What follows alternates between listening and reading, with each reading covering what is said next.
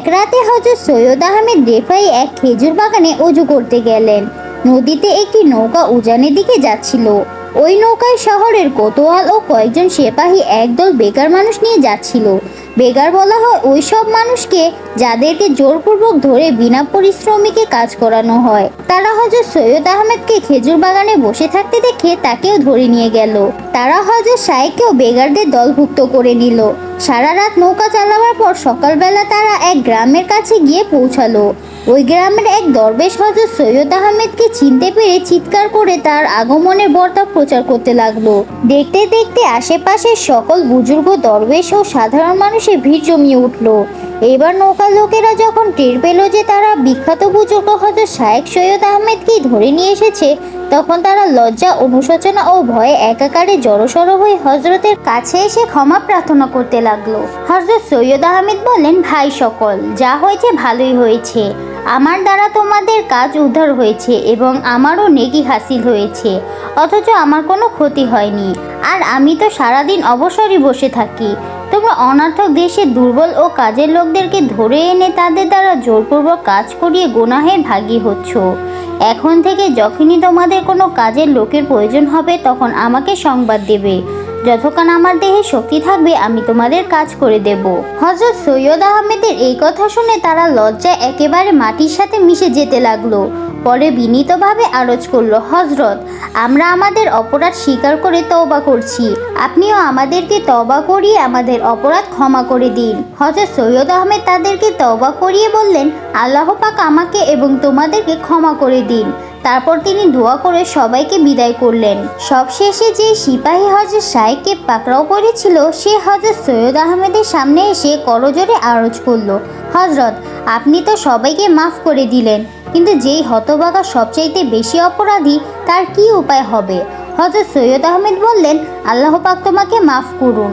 সিপাহী বলল, হযরত, আপনি অনুগ্রহ করে আমাকে তওবা করিয়ে দিন। হযরত শাইখ তাকে তওবা পড়িয়ে বললেন, আয় আল্লাহ, তুমি সাক্ষী থাকো, এই ব্যক্তিকে আমি দুনিয়া এবং আখিরাতে ভাই হিসাবে গ্রহণ করে নিলাম। এই ঘটনার পর থেকে সেই সিপাহী সরকারি চাকরি ত্যাগ করে হযরত শাইখের অনুসরণের মাধ্যমে আল্লাহ পাকের ইবাদতে মশগুল হয়ে গেল। পরবর্তীতে সেই সিপাহী মস্ত বড় আল্লাহওয়ালায় পরিণত হয়েছিলেন। এমনই করে হযরত শাইখ আবু আবদুল্লাহ কারাশি রহমাতুল্লাহ বলেন, একবার আমি জেদ্দায় সমুদ্রে সফর করছিলাম। আমার একজন সঙ্গীও ছিল।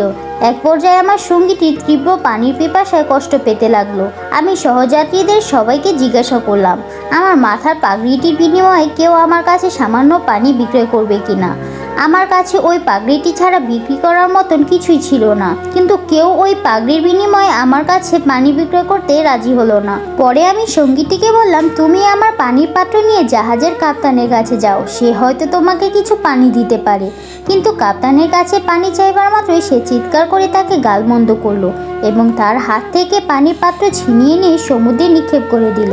কিন্তু আল্লাহর মেহেরবানিতে পাত্রটি জাহাজেই পতিত হলো। তারপর সে পাত্রটি কুড়িয়ে নিয়ে আমার কাছে ফিরে আসলো। এইবার সে সব দিক থেকে নিরাশ হয়ে করুণার সাথে আল্লাহ পাকের দরবারে কান্নাকাটি করতে লাগলো। তার এই অবস্থা দেখে আমার স্থির বিশ্বাস হলো যে আল্লাহ পাক অবশ্যই তাকে পানি পান করাবে। তারপর আমি তার হাত থেকে পানির পাত্র নিয়ে সমুদ্র থেকে পানি উঠিয়ে তাকে পান করতে দিলাম। সে কিছুমাত্র চিন্তা না করে তৃপ্তি সহিত ওই পানির পাত্র থেকে পানি পান করতে লাগলো। পরে আমিও পান করলাম এবং আমাদের আশেপাশে যাদের কাছে পানি ছিল না তারাও পানি পান করলো তৃপ্তি সহিত। আমি আরও এক কলস পানি নিয়ে তার রুটি তৈরির কাজে ব্যবহার করলাম। আমাদের খাওয়া দাওয়া ও যাবতীয় প্রয়োজন শেষ হওয়ার পরে আমি আরেক কলস পানি উঠিয়ে রেখে দিলাম। কিন্তু এবার দেখা গেল তা সমুদ্রের পানি স্বাভাবিক নিয়ম অনুযায়ী সম্পূর্ণ লবণাক্ত। পরে আমরা বুঝতে পারলাম যে আমাদের বিশেষ প্রয়োজনের সময় আল্লাহ পাকের হুকুমে সমুদ্রের পানি লবণাক্ত দূর হয়ে তাতে মিষ্টতা সৃষ্টি হয়েছিল। সুবহান আল্লাহ।